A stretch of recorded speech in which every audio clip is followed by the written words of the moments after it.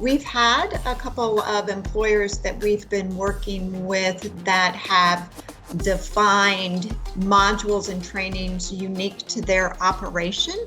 So, just a reminder that this program is very much employer-centric, can be uniquely defined by you. We have that great partnership with Greg at Tooling U, Juliana at Training Funding Partners. So we're all here to help get that talent with the skills and competencies that each of you need to you as quickly as possible, and also help pay for the cost of that training. So, and two, I'd be remiss if I didn't mention that one of the things Tooling U does extremely well is, whether for incumbents or those that may be enrolled in our system and going through the training, if we have a trainee that we see is struggling with a module, they have industry partners and mentors that they connect each of those trainings with to